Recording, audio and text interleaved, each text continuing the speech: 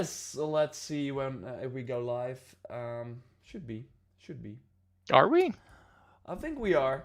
Thanks everyone for joining for this special live stream where we go more in depth on the Ghost of Tsushima review that I just posted. Let's see if we're live on both systems. Hey everyone, thanks for joining. Still has time, he's not too late, the Adventure Boy says. Yeah, JD is counting down. Whoa, he is live. Ahmed thought, hey, he was not going to be live, but here we are. We are. Thanks everyone for joining the review discussion of Ghost of Tsushima, a podcast discussion where we talk more about our impressions with the game. So maybe you already saw the review. You will see footage of that review, and I will show some other reviews that other people did as well in the background. While myself and Dennis, who you might know from the streams on Twitch, of course, and also from, well, actually, yeah, Dennis, what other content have you appeared in? The Cyberpunk stream, of course, we did recently. Cyberpunk stream I did. Maybe some people remember that I once on a Blue Monday did actually do a voiceover for a Kingdom Hearts video, but I doubt it. Yeah, that's been a while though. That's been a while, but Yeah. that's right. Yeah, but you have been with the channel for a really long time since Red Dead Redemption 2 actually came out, so that's Yeah. been a while, and you've been helping me out with a ton of behind it, like collecting all the info. For example, when games come out, you check the Reddit for Borderlands. You did a ton of stuff, and all the comments you guys post on YouTube, Dennis will read them. So that's So be nice because I see you. yeah. So Dennis, people already kind of know where I stand, so I want to shoot it to you first. Before I do that, I want to say, so this is a review discussion. We will both be talking about the game while you see some gameplay in the background that is from our review, and I will switch to some other reviews later on as well. And if you have any questions, drop them down in the chat. Obviously, we can't get to every question, but we will do our best to look at the most requested questions and then go on from there. But before we answer your questions, I want to give it to you, Dennis. You finished the game, you've played a lot. What do you think of Ghost of Tsushima? So I really enjoyed it. I do, and we've of course already talked about this during our playthroughs as well, but I do agree with you on the fact that I don't think this is a revolutionary new PlayStation exclusive. This is not something I'd say on the levels that like God of War was or some of those other titles. But I do think it is it's just a fun game. The combat's really satisfying, as is the exploration. As you can see right now in the background, it looks absolutely wonderful. And I think you mentioned that in the video as well. I didn't even play it on a PS4 Pro, and it looked fantastic. It ran great. The loading times were also pretty good, way faster than I would have expected. So that was all top notch. But I gotta say though, that's always the case with PS4. That's awesome that it still runs great and stuff like that. But I totally think that if you, for example, at one point when we're allowed to leave our house again, or actually in the Netherlands, it's already better. But when you see this game in 4K HDR, man, it's it's amazing. No, I believe you that it's going to be better, but I'm saying that even the downgraded version or standard version, whatever you want to call it, it still looks really good and it runs really well. On top of that too, which I think is also important because the combat, it can be quite quick. And if you then get annoying frame rate drops from time to time and you miss a block because of that can feel silly, but it runs really smooth. And that made the combat even more enjoyable. Yeah. If I had to pick anything as the highlight from the game, it's definitely the combat system. That's the part I enjoyed the most, I think. Okay, cool. Are we already ready to do some questions then? Let's see. Definitely, yeah. I want to start actually with a donation we got here from Matt, so thanks a lot for that. How many times can you upgrade weapons and armor?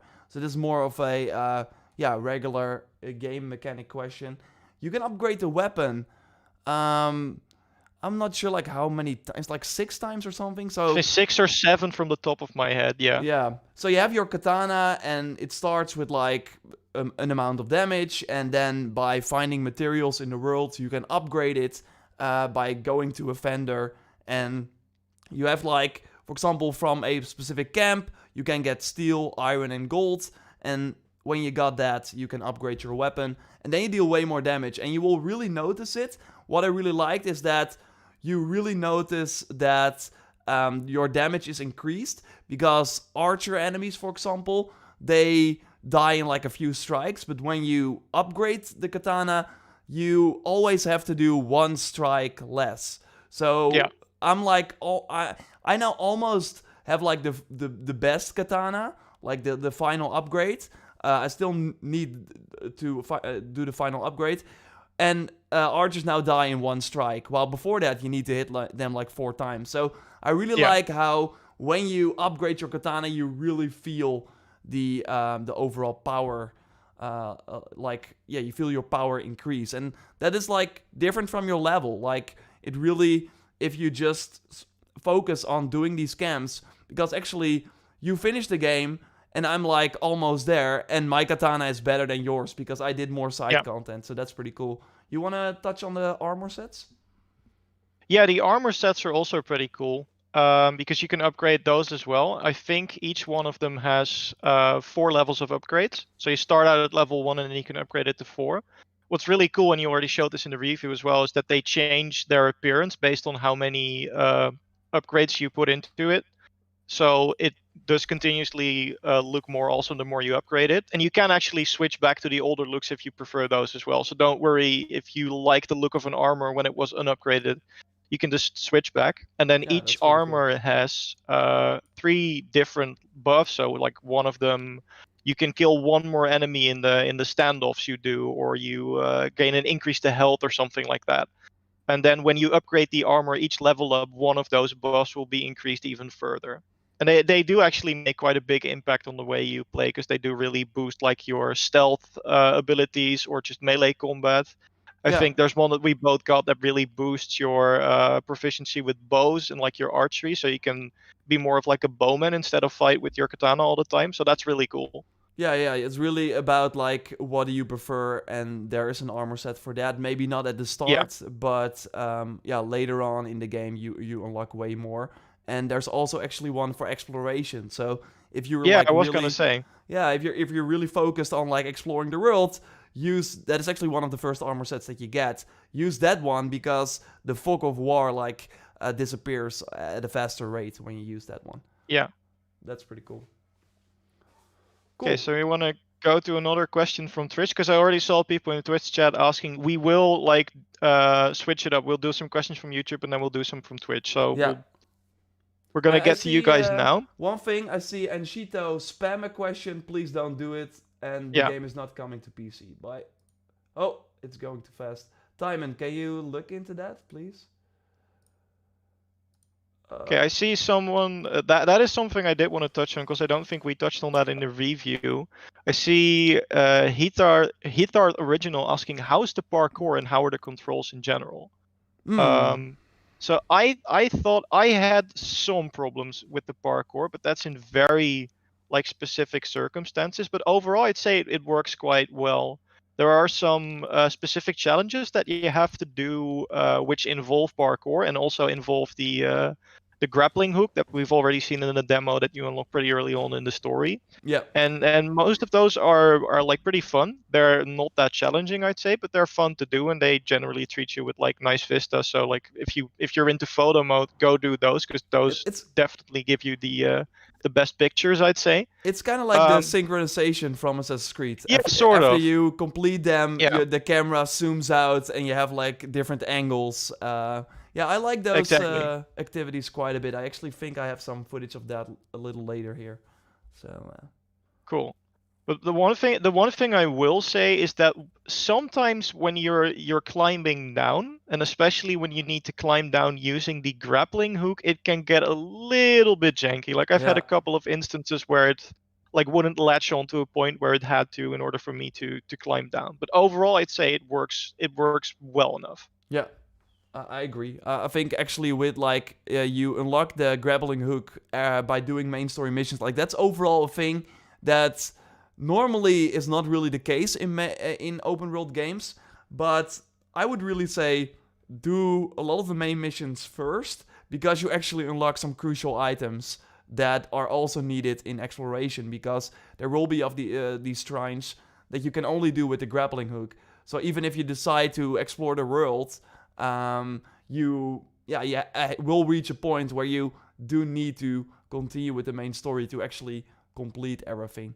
So that's something I would give away. I actually like banned or timed out the wrong person, so I'm gonna Oh no. I'm gonna get their question. So is there a home base for Jin? We can do this one fast. To rest or to sleep in the game, and that is no. But you will have cool nods to sort of the hometown of Jin, like that are hints to. Like the world is pretty big. I also saw questions about can you explore the whole map from the beginning, and the answer is no. But you already can explore like a huge part of the map, right? Yeah. It's separated in thirds. So every new story chapter, and story chapters are, I think, like 5 to 10 hours long. Then you unlock a new part of the island. But like you already said, there's more than enough to do in just the first part of the island. Mm-hmm.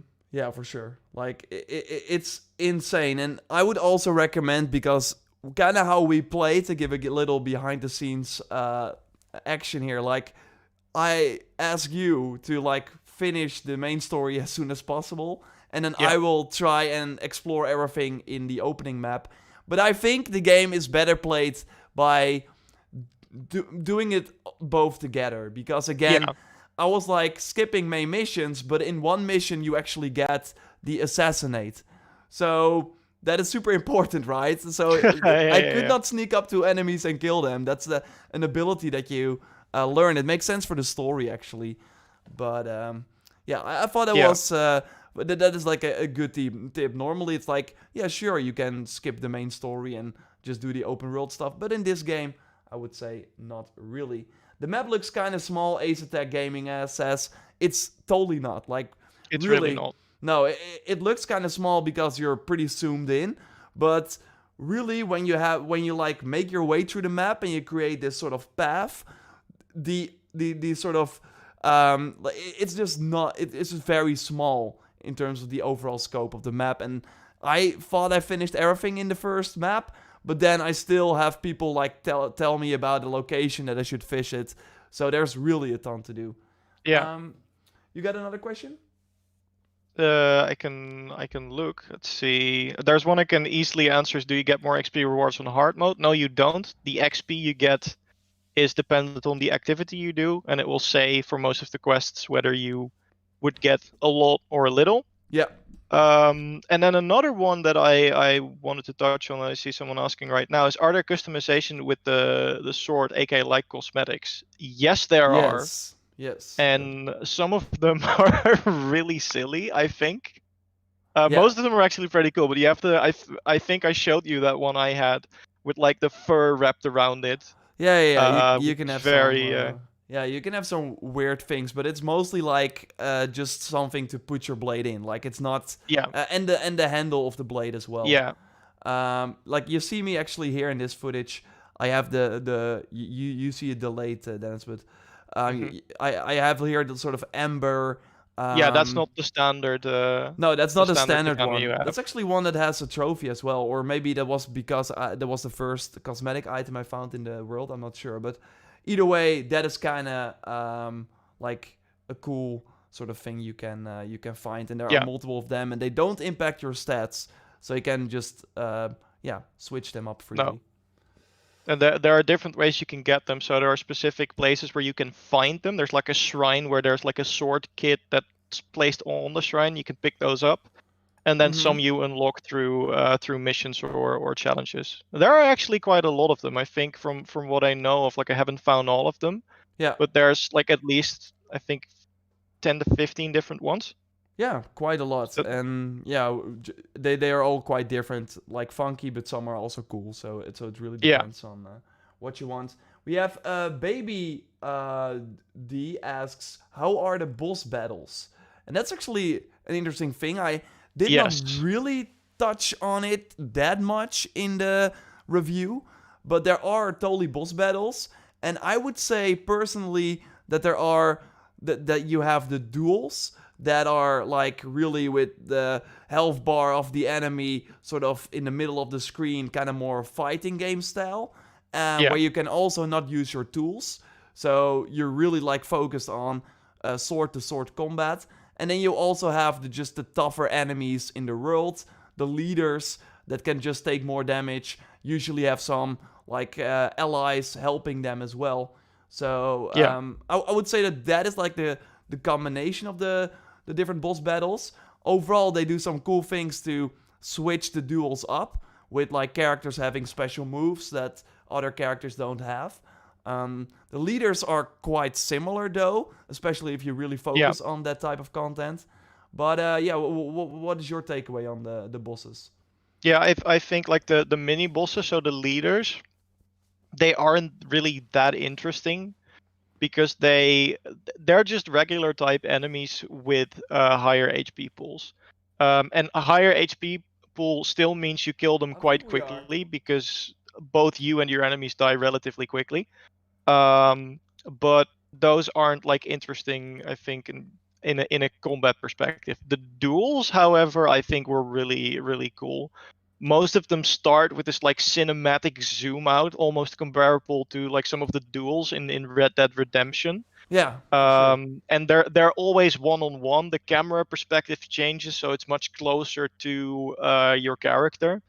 And some of them can actually be a bit challenging. I found the duels to be the most challenging part of the gameplay by far, especially some of the later duels. I've died a couple of times on, though most of them not more than like 3 or 4 times. But yeah, I found those to be fun, and also like the way they're presented and the cinematic camera and stuff is just very cool. No, That never got old for me. no.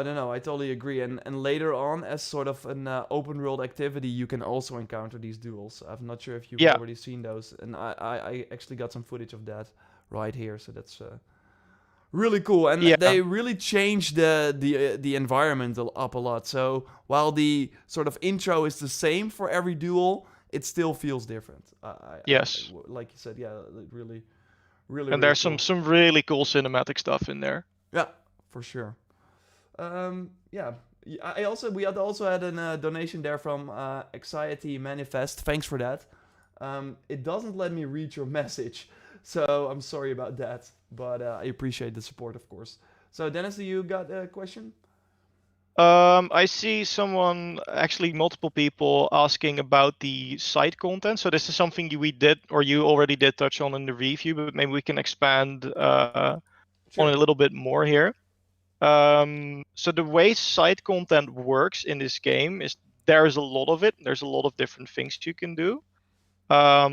And you can basically separate them in like side quests and marker objectives. So side quests would be things like the tales we discussed. So each of the sort of main characters of the story has her own, yeah, sort of side story in which you can play like different episodes and you help them with problems from their own life, Yeah. and you sort of fleshes out the story a bit more.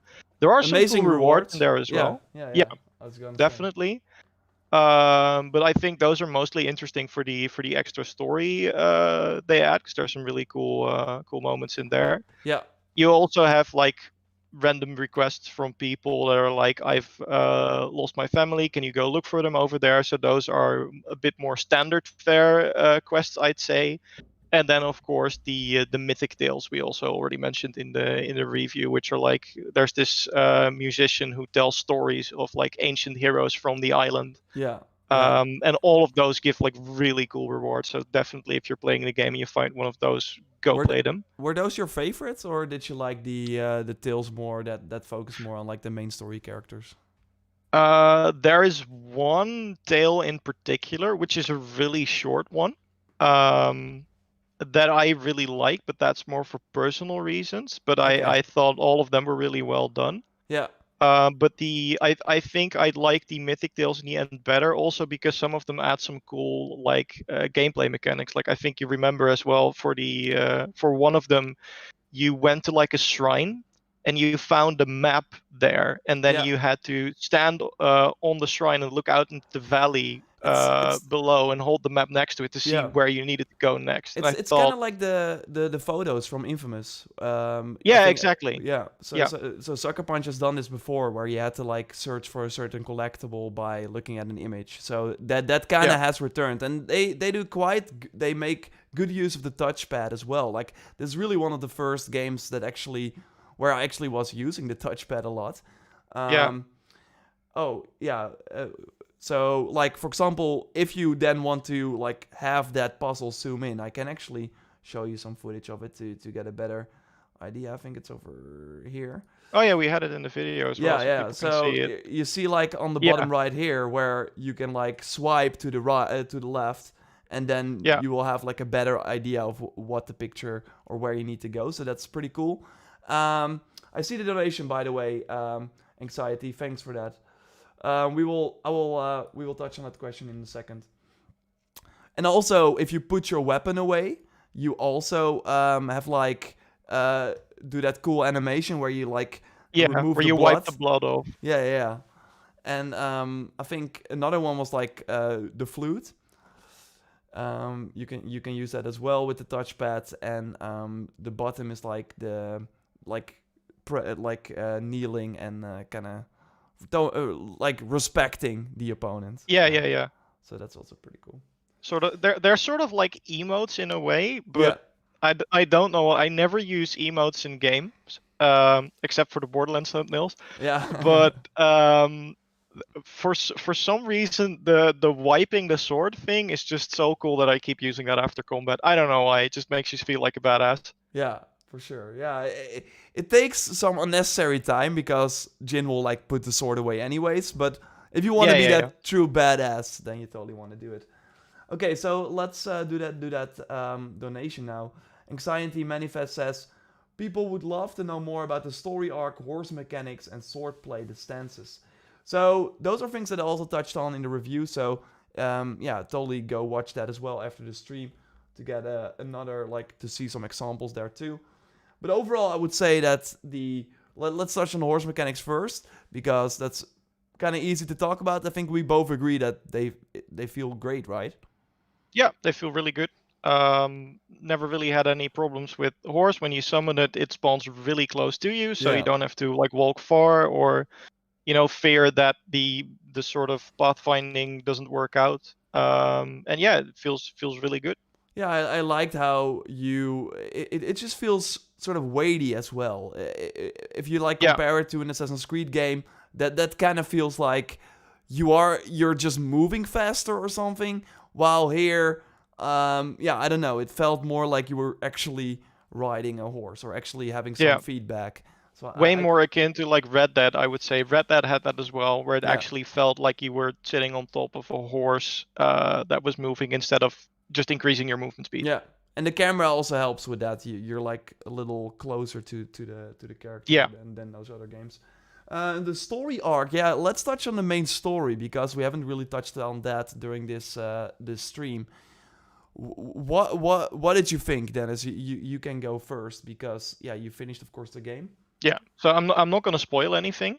But overall, I thought it was good. I didn't think it was great.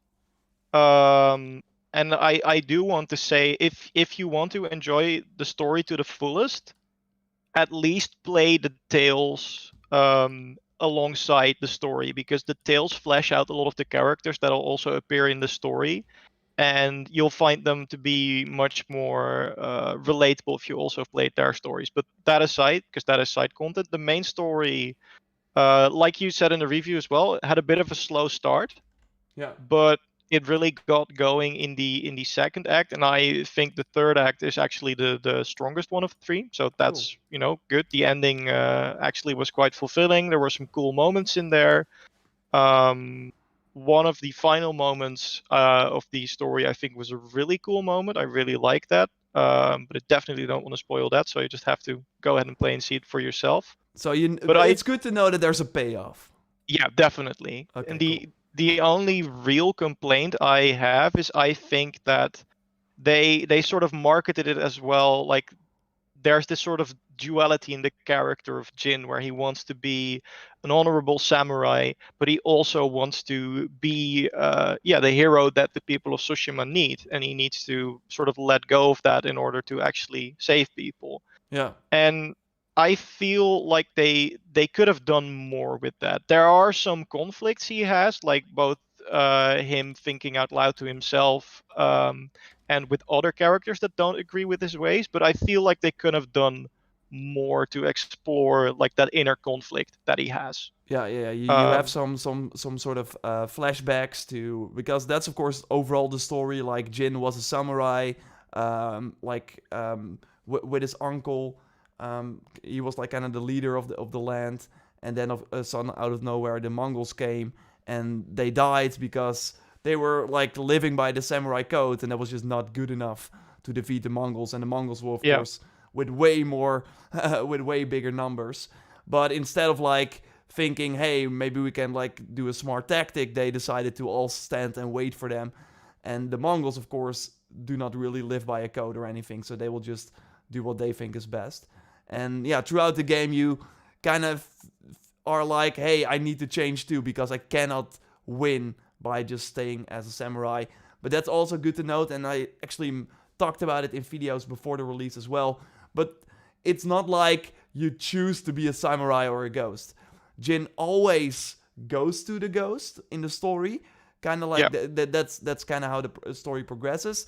But you can choose to play the way you want. So you can go in stealth and then use your katana to kill off the remaining enemies. You can go full stealth. You can go in and do the cool standoff. So you take out enemies with one strike if you time it right. And then really live by the samurai code. So really look every enemy in the eye and stuff like that. There are really multiple ways to play. And we see the armor sets here again. Those really help. So a samurai armor set gives more health because you have to be in front of the character all the time. While obviously a stealth armor set would enhance that playstyle more. So, but cool. Yeah. So overall, the story paid off, but the for example, the combat is more a thing why you would play this game. Then. Yeah. There's some missed potential there, but overall I thought it served the game fine. Though it's definitely not the highlight of the game for me, at least. Cool. I want to thank Zadawa, or damn, I'm butchering your name, but I appreciated the Prime sub there. We got a donation as well, saying, how is the ending compared to Red Dead Redemption 2? Well, Dennis, that's also a question for you. But yeah, we're not going to spoil anything. So no, just say that's hard to say without spoilers. Just one sentence or anything like it. Red Dead had an emotional payoff near the end. I don't know if this one is quite as impactful, but there's definitely something that will pull on your heartstrings if you've come to care for the characters over the story. Cool. That's all I'm gonna say.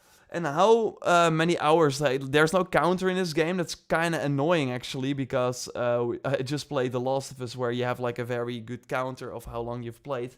How long do you think it took you to? Because I also saw that question. For how long did it took you to complete the main story? So for the record, I rushed through the main story. I literally did almost no side objectives. If you do that, which I wouldn't recommend, but if you do that, I think it's between 15 and 20 hours for the entirety of the story. Okay. And then, but there's so much more, and you want to do that other stuff. Like, you finish the game without, like, unlocking the longbow. The longbow, and other things I hadn't unlocked yet. Yeah, so, it's possible, but, yeah, you just want to... Don't do that. You really want to just do what you feel like in this game. I think that in that way, the game will really, like, shine the most. If you just really go in, okay, now I'm in the mood for some... foxes and some other animals to follow to get some upgrades for my character, then I'm gonna do that. Let's actually switch the footage now to the IGN review. Let's see where it is. So we got some... I haven't seen this yet, so I will be surprised by the footage we see here too. So yeah, I think overall there's a ton of content. Like, you don't have to worry that it's not like worth the money in terms of like amount of time played.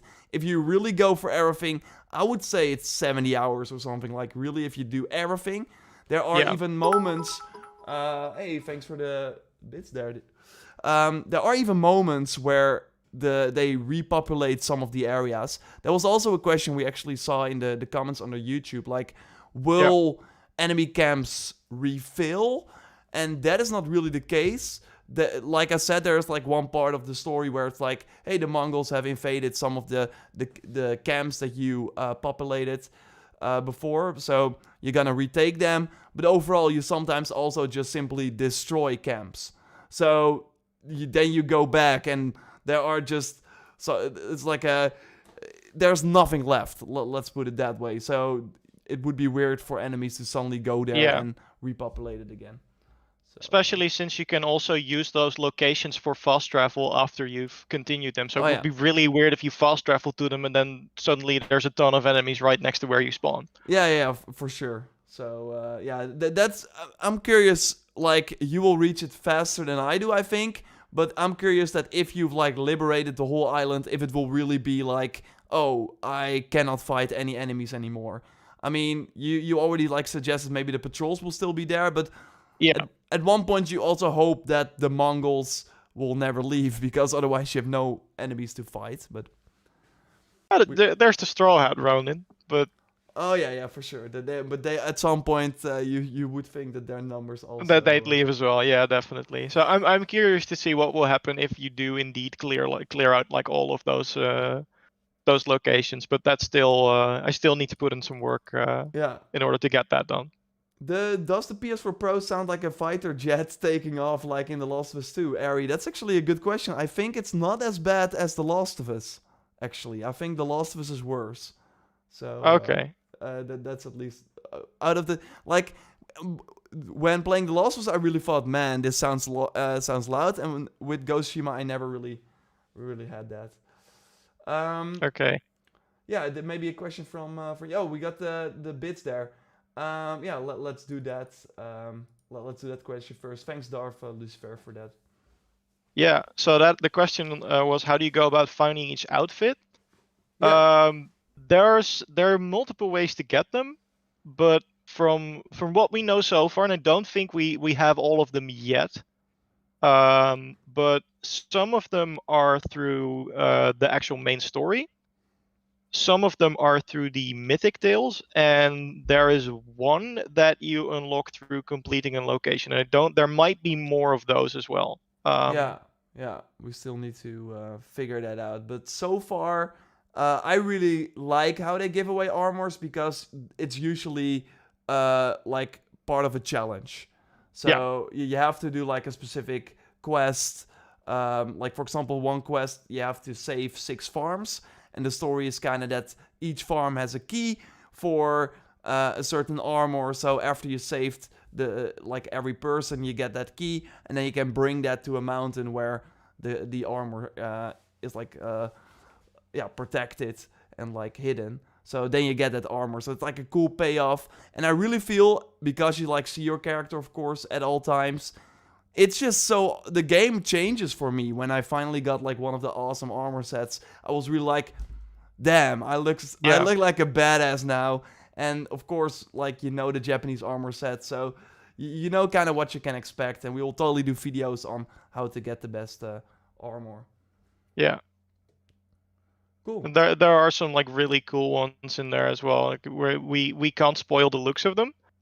But Yet. there are some yeah, the thumbnail. But there are some pretty cool ones in there. So definitely they're pretty varied as well. Like there's a good selection of like the heavier armor with bigger shoulder pads and like a proper helmet and stuff, and like more lightly armored agile ones. And most of the bonuses that you get, they correspond with the type of armor you're wearing. So if you're wearing like a really light armor, then the benefits you're getting are probably to stealth. And if you're wearing heavy armor, you get like more health or more melee damage in general. It makes sense. Yeah, for sure. Yeah.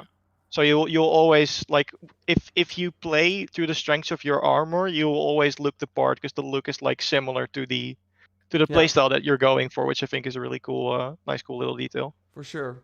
Would you say like how many armor sets? Because you can also buy armor sets, actually, You can right? you can buy colors for them. Oh yeah, you can buy I haven't colors and you can encountered. buy heads, but you cannot buy Yeah, actual armor sets. Okay, yeah. So apart from the armor set, you also have headgear and a mask, and you can buy headgear and like change the color of armor sets indeed. yeah. Um, okay, so we got like someone else like, does the combat get repetitive? And maybe by looking at it, you're like, okay, at some point this gets repetitive. I totally think that, especially early in the game, you don't have a lot of moves, but later on you really get a ton of tools and a ton of skills, and I totally think that it holds up. It's just super satisfying because enemies die really fast, especially later on in the game. So then you gotta feel like a powerhouse, and combat is not that. It doesn't take that long, and it really rewards like you playing super like skillful. So I think Yeah. you can always perfect things. Like what I already spotted for in your footage that you like gave for the review is that you parried way more than I do. I'm usually like more a dodge guy, and Yeah. I'm like way more aggressive. So there are really multiple ways. Like what we see here for IGN, they're using the standoff now a lot. I never really used that. I felt it was kind of cheating, and I also like more the sort of regular hand-to-hand combat. So really, it's about how you play, and I totally think that the game keeps on giving you kind of like Infamous as well, where you have one power set, then you got the neon, then you got like the video game power set in Second Son, and then at the end you got like another power set, and that's kind of in this game as well. It's really, oh, I'm already a badass. Wait, there's another skill, and it really like Yeah. gives them to you in a cool fashion. It's not like, oh, the mission is complete, bomb, you got it. No, you perform the skill first, and then Jin kind of learns it and can use it for the rest of the game. So I totally like how they give skills over the course of the game. And again, if you really go out of your way to do all the optional content, you will have way more tools to your disposal. So Yeah. that's Definitely. also very cool. And I also think, because I also see a lot of people on Twitch asking about how the combat feels, and also coming back to the point of repetitiveness. I think one thing that footage definitely doesn't do justice is how important the stances are that you unlock, Yeah, and how fun it makes the combat when mastering those. So basically, a stance is you can swap them at any moment, and you have 4 different ones, and each one is suited against a specific type of enemy. So you start out logically as a samurai with a stance that is trained against swordsmen. yeah, So having attacks that will be effective against people who use swords. And then quite quickly after defeating a few leaders, you get the water stance, and water stance is good against shields. And then of course there's also, you can learn new attacks by investing skill points into those skill trees as well. But I found that in the beginning I wasn't really using it that much because I wasn't paying, like I was still figuring out the game, so I didn't really use it that much. And then you sort of have to play passively. You have to wait for other people to attack and dodge out of the way and then stab them maybe once or twice. But the cool thing that these stances allow you to do is, if you use the correct stance against the correct enemy, you can break their guard incredibly quick. That's like yeah, the white bar that shows up above their heads. You can actually see that in the footage that's playing right now as well.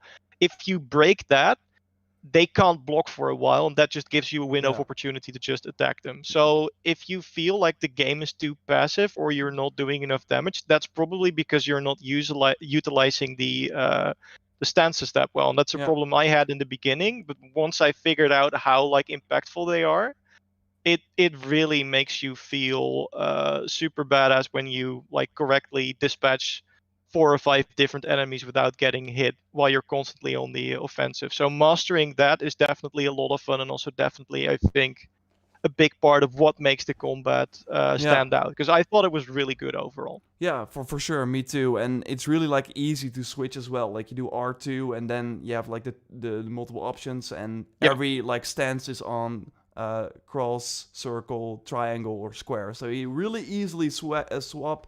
And yeah, you can like really easily, even if you have like multiple enemies facing you that all are from a different archetype, you can easily switch. We see it here in the IGN footage as well. Yeah.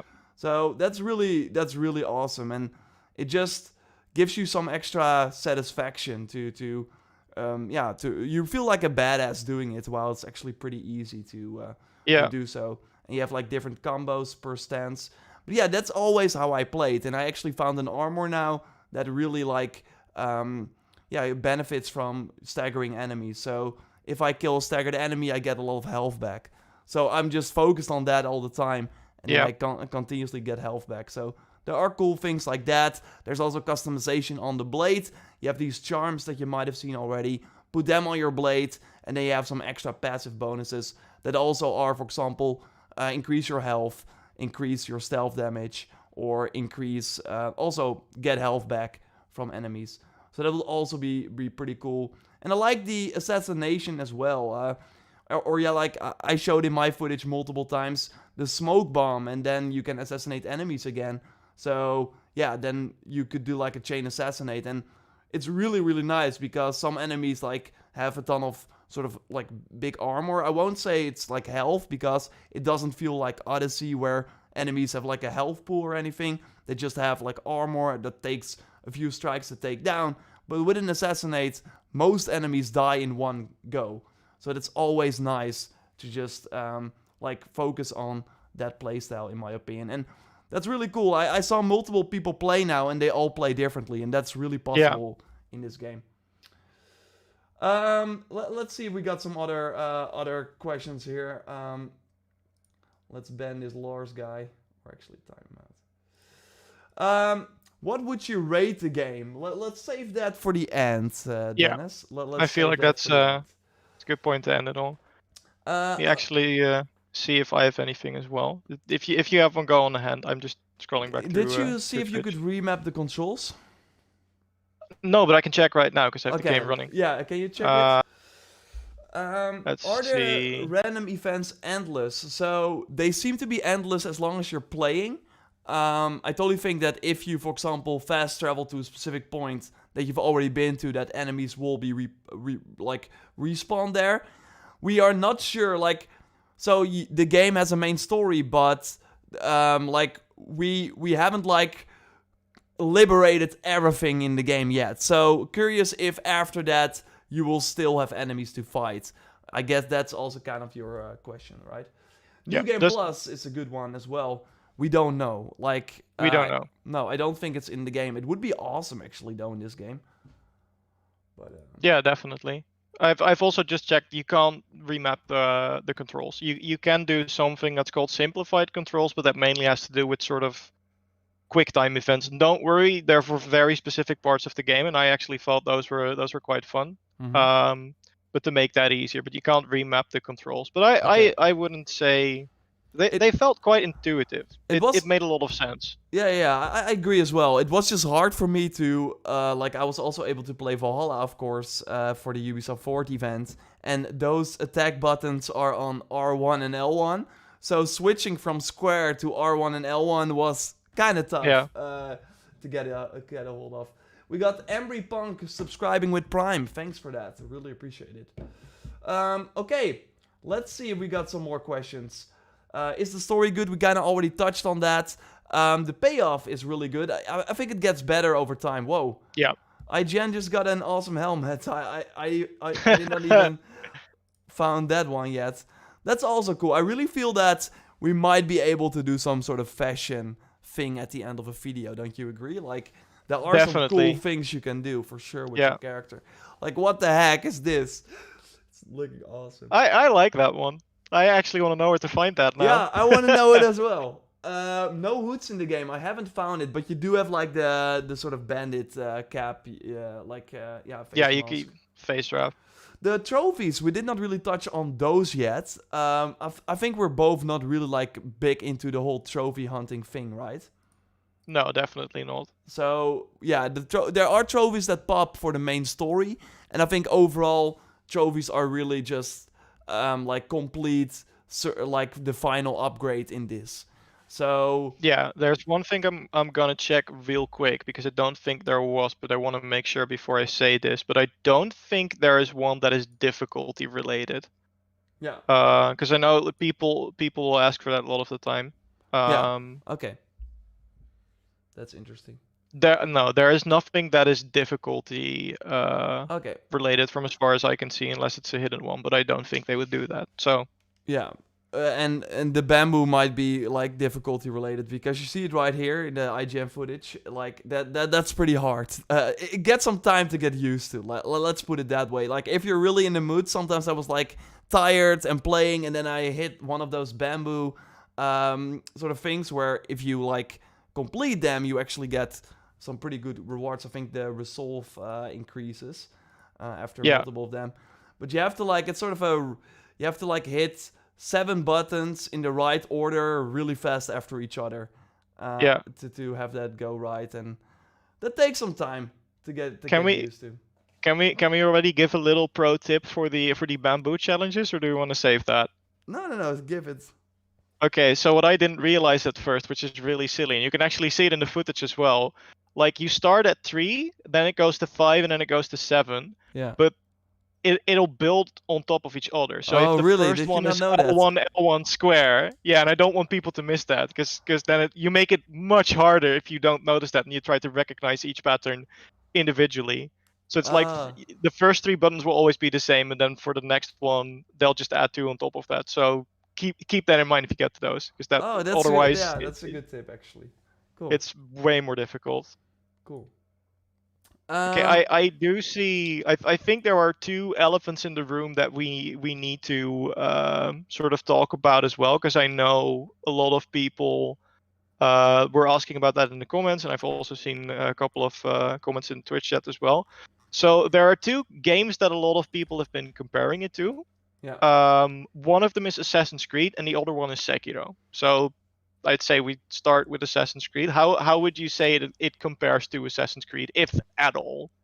First of all, Tony, I saw your donation. We will get to your question in a second. So I would say Assassin's Creed in terms of the open world a little bit, in terms of like the enemy camps and how you can approach them. Let's actually roll the footage. So like assassinating, like you could lure enemies away, so you have like a better assassinate angle. The chain assassinate is of course familiar. There are actually some older elements from the old Assassin's Creed games in this game, and I totally don't miss them. So I was like, why are Training they? missions are back. Yeah, why are they back? Why do I have to follow this person? And I don't know, man. I never thought that was fun because it's always like this person just walks and then suddenly he stands still and he turns around like he heard something, which is not really possible, and then he stands around for like a few minutes and they're like, move, man, I want to get further, continue with the mission. And there are just a couple of moments where you can fail because you did not do what the mission said. There's actually one big stealth mission where you have to save a person in a heavily guarded camp, and if you normally right now in Odyssey and Origins, if you would get spotted, screw it, then you maybe have like a different outcome for the mission where there will be some enemies waiting at the quest giver because you got noticed. But here in this game, it's really like game over. So person sees you, game over. And I'm kind of over that stuff. So if you like that though, it's in this game because it is of course from the older Assassin's Creed games. We already touched on the sort of platforming elements and the synchronization, like that you zoom out of the world and get a cool view of the world. I would say those are really like big things that it compares to for Assassin's Creed. But overall, I don't know. Overall, I think Assassin's Creed still has a different feel to it in terms of like the camera's way further away from from your character. I would say, I don't know. I think overall for me the Assassin's Creed flavor was missing from this game, and I think some people won't miss that, but I kind of did. So I still prefer those games, but that's just my take. And you Sekiro? For me, Sekiro, I wouldn't say they compare as much as you'd think at first glance, because of course it's easy to be like, oh, there's a guy with a katana and they have those sort of posture bars above their head. It's a Dark Souls. it's not. One of the things that really separates it is, of course, the open world design, because it really sort of rewards exploration. And Dark Souls did that as well, but in a very different way. There's this sort of sense of in Dark Souls you're always scared what's around the next corner, and in Sekiro that really translated as well. In Really? Ghost of Do you Tsushima feel? you're always excited Oh, to see oh what's yeah. around the next Oh yeah, corner. yeah. I was, yeah. I agree. Like you're also like you feel like a badass in Sekiro. You're Yeah, constantly exactly. like, how can Yeah, I, this little guy, survive this huge troll or like exactly. wait a large enemy. Yeah, And that's the other thing. There are a lot more, like the enemy variety is actually quite good, I'd say, in Ghost of Tsushima, because they do sort of stick with the same archetypes. So you have like sword fighters, and then you have a guy with a regular sword, a guy with a sort of bigger sword, and then a guy with two sort of short swords. yeah, But when you get into the further areas of the game, you'll actually encounter the same enemies with like heavier armor, or sometimes they start wearing helmets, so you can't headshot them with a bow because it just bounces off the helmet. yeah, So, and they start adding in new moves as well sometimes. So there is a lot of enemy variety, but of course Sekiro played way more with like the mythological aspect and puts you against like monsters and stuff. And whereas that game you always felt like you were on the back foot and just needed to take some time and watch to see what an enemy would do, here you can just run in and you can take the initiative. You yeah, are always on have the yeah, advantage, unless you like really mess up in a very highly populated camp yeah, and 20 enemies come running at you at once. And even then, with like clever use of like the ghost tools and stuff, like the yeah. smoke bomb we already talked about, Mm, you always have a way to get out as well. yeah. So it's Or kill them definitely still. not as difficult. Yeah, especially, yeah, that works too. Yeah, Works it's even way better, more I'd say. like comparable to the other PS4 exclusives like an Horizon. Horizon could be challenging too, especially if you play on a higher difficulty, but there was always like you would always see the sort of finish line, right? You would always see, okay, if I just do this and this and this, I could beat this guy, and that's also the case in Ghost of Tsushima. And what I really like, and you touched on that as well with the enemies, is that they, instead of having levels, the enemies just get visually better. Like it makes sense that this guy is Yeah, stronger because he has a helmet. So a headshot with a bow simply doesn't work. This guy has a larger shield, so obviously he will be able to block more incoming attacks or just take more damage overall.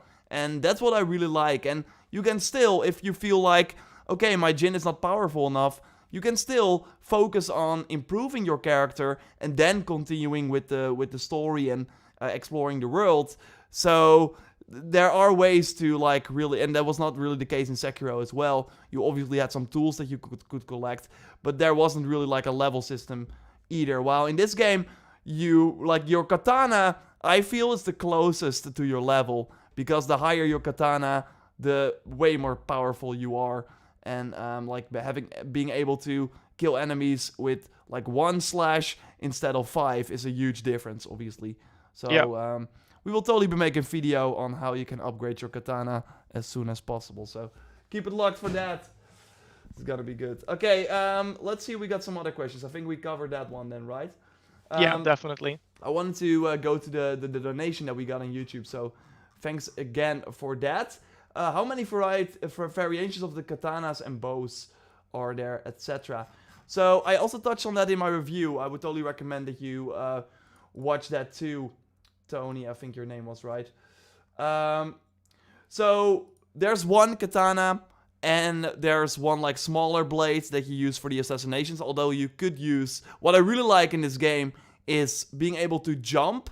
And if you are like high, like even if you do not reach the enemy from the roof that you want to like assassinate from above, you can jump. And if you then are like close enough, you can still perform the assassinate. Like it's pretty like there's a lot of room for exploration and kind of figuring that stuff out. Like that's pretty cool, I thought.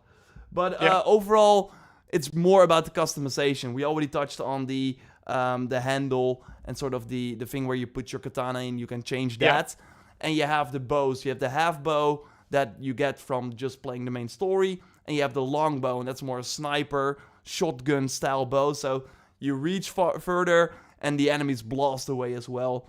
And you, like you see right here, actually get that from one of the mythic tales.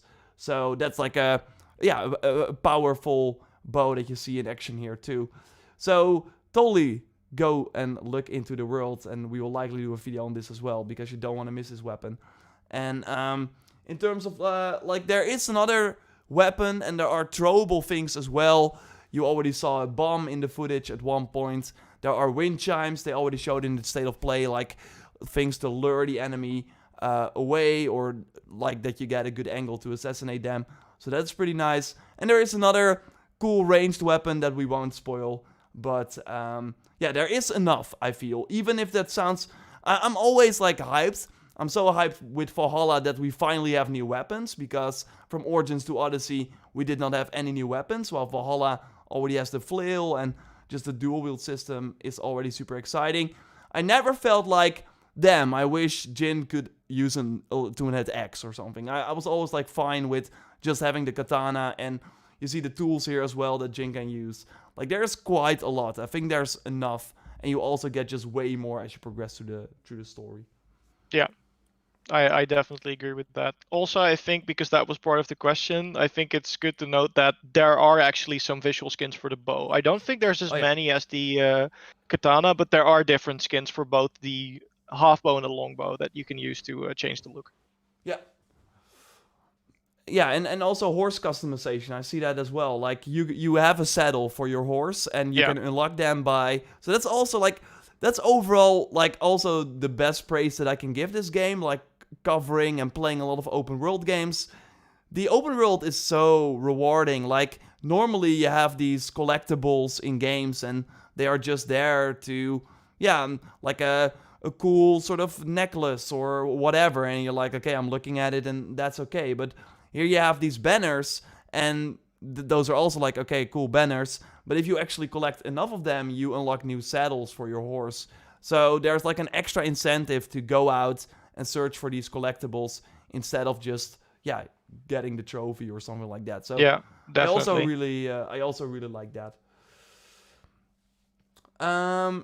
Yeah, I think we're almost getting to the end here. So let's see if we got some... maybe you want to do the score already, or do you want to do one more question? One more question. Let's do one more question. Let me see. It needs to be a good one then. I think this is actually a good one to actually talk about, because that sort of leads into the next question as well, unless you have a better one. But C. Perky asks, is there anything in the game that you guys didn't enjoy? Stupid mechanics or anything? Yeah, I already touched on them in the review, though, and we will get to that in a second. And I already touched on that as well. So maybe you got some things that... and also, like, the fact that there's no lock-on in the combat, it was pretty annoying. So, yeah, you cannot, like, select, hey, I want to focus on this character. The game does that for you. So if you don't agree with that target, then you're just... Like, you're kind of fighting the system. I did not like that at all. Anything you got in terms of that? Let me see, because I think most of these we already touched on. So if you have anything. Oh, like is there an honor system?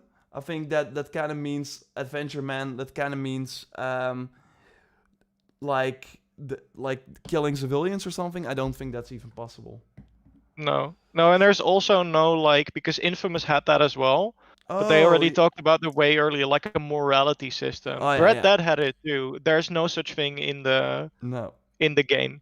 I would not be surprised if at one point that was in the game, but they just removed it. Yeah. Because you also talked about how you felt that the story has been a little rewritten here and there. And that was maybe also because of that. Oh, that could definitely have something to do with that as well. But I do have to say, I think it's for the better of the game, because you are now...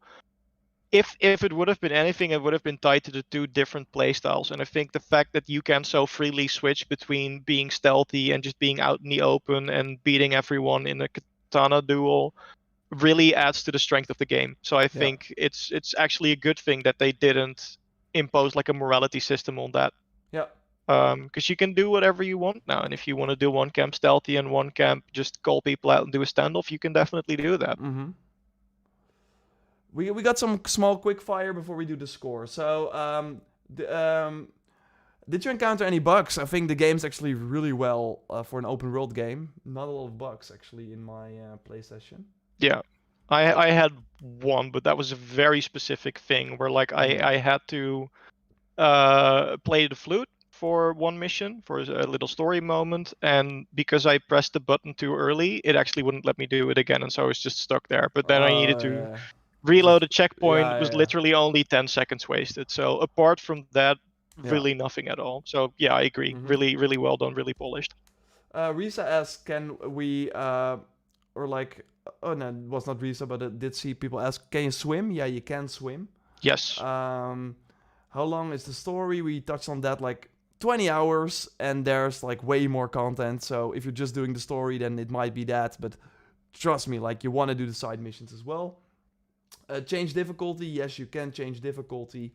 And yeah, if you have some other questions, we might have answered them already. The stream will be up on YouTube like after we are done, so that you can rewatch it if you want. Yes. Are there any spoilers in the stream? No, I'm just using the footage from my review and the IGN review, so there's no spoilers whatsoever. Is it worth the replay? I'm not sure. I think personally, if they add New Game Plus, maybe. But because you're already like doing so many activities that are kind of similar, I would not say that it's like really worth it. But that's me. No, I agree with you there. But then again, there is so much to do already in the game that I've already poured like 20, 25 hours into it. And I don't even need to worry with thinking about New Game Plus because there's still so much left to do in my regular save. So I don't really think the game needs it. There's more than enough value in just a single playthrough because there's so much to do. Yeah, for sure. Cool. Yeah, let's do the score then. What we would give it. Yeah, what would you give it? You want me to go first? Yeah, that's fine. Or I can go first. I don't mind. Your call. It's your stream. Okay. You can go first. I already wrote it down though. So I would give Ghosts of Tsushima an 8 out of 10. Yes, I feel same. Okay, cool. Yeah. I think it's funny that we actually came to agree on that, and you mentioned that in your review as well, because when we just started out, you were way more negative. Yeah, that's right. I think the start of the game is actually pretty bad. And I wanna that was also the point of the review I start by saying maybe my expectations were too high, and like I also said before the stream to you, Dennis, I watched the Kinda Funny review, and they likely mentioned what was happening with me as well, is that I just came off The Last of Us Part 2, and I know that people are like, oh, The Last of Us sucks, I don't like the story. Even if you don't like the story, that game, does so many things, incredibly well. So to go back to this, it's like, okay, wait, this is a completely different game in terms of, performance, in terms of quality of the cutscenes. It's trying different things. And it also just has very high expectations. I've been following this game since the reveal. I love this setting. And I just hope that it would be further in the open world genre than it is. It's kind of stuck in a few years ago.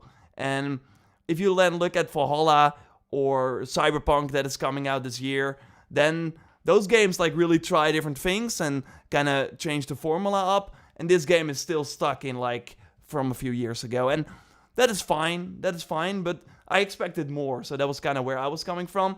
After I put those expectations aside. After I was like, okay, so this is the game. Let's now go in with an open mindset. And now I'm enjoying it way more. I just can't wait to go back after this stream, play more. Because I want to see more of this world. I want to unlock more of the... Like I said in my review as well, it's so rewarding to do the side content because you really get crucial different tools that you would have missed otherwise. So I can't wait to... maybe it will be higher after I completed everything, but right now I'm at an 8 as well. And I think it's good for people to go into this game expecting that, and I think then they will be pleasantly surprised. I really want people to to have the sort of Days Gone feel. Like I was really like, I love Days Gone, but I feel it was better for people because going in, they weren't expecting a lot, and then that game can really surprise you. And I think this game also is on that level where if you go in expecting a fun samurai open world game, then you will be pleasantly surprised. If you expect this game to be one of the best PS4 exclusives, then I don't think you will be satisfied. That's kind of my thing. I agree with you there. Then again, rating it up with the best PS4 exclusive is putting the bar really, really high. Yeah.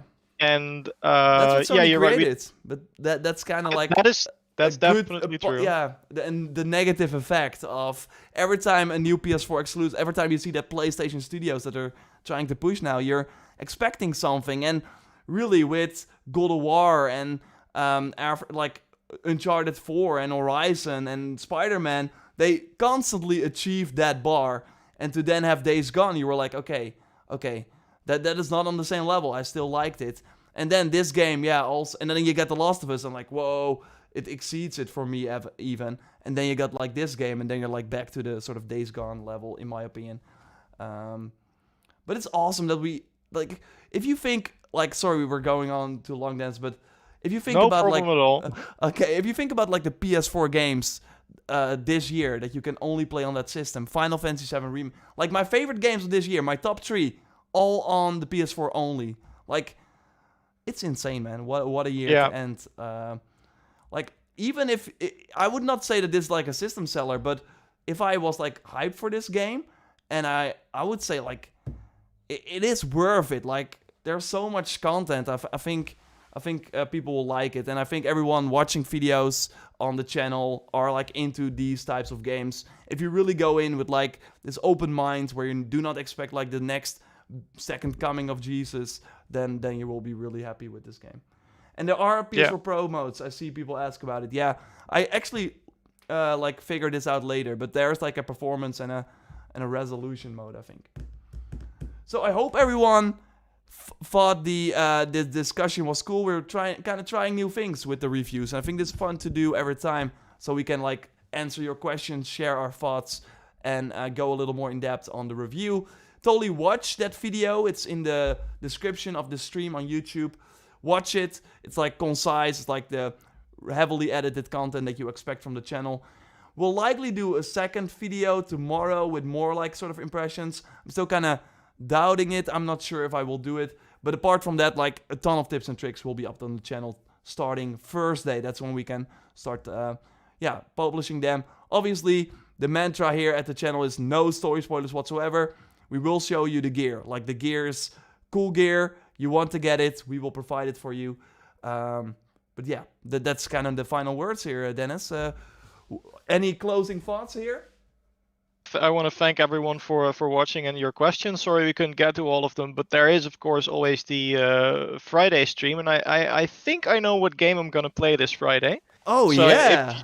If you do have some unanswered questions and we don't answer them in one of the Q&A vids as well, pop back by on the stream and I'll try and answer them for you there.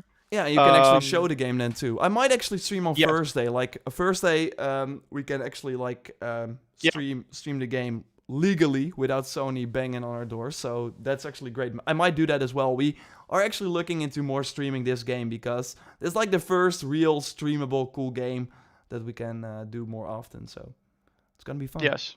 So you have 2 streams where you can ask more questions. But yeah, I want to thank everyone once again for coming to watch. Hope we provided some useful information. You like listening to it, and of course, I want to thank you very much for having me on to do this and try this new thing. Yeah, sure. Like, let's do it more often when we are able. Like, this, of course, also like a special occasion where we both have the game early. That's not always the case. But yeah, let's hope we can provide that content. I totally think like showing, for example, Sony content like this, then they understand, hey, it might be nice to give more people a copy at the channel. So that's cool. Thanks everyone for watching Risa awesome stream. This was great. Nice. Tomorrow I'll also do the Assassin's Cast live podcast tomorrow I'm like, man, it's such a weird week. Like, with Sunday, the Ubisoft Forward event, that already felt like Monday, and I was like, okay, where are we at in the week. But no, the Assassin's Creed Podcast will be on Thursday as well. Either way, a ton of content coming your way. Check out the review if you haven't already. Subscribe to the channel. Thanks everyone for supporting us financially with the donations and the subs on Twitch. And we will speak to you next time. Goodbye. Goodbye.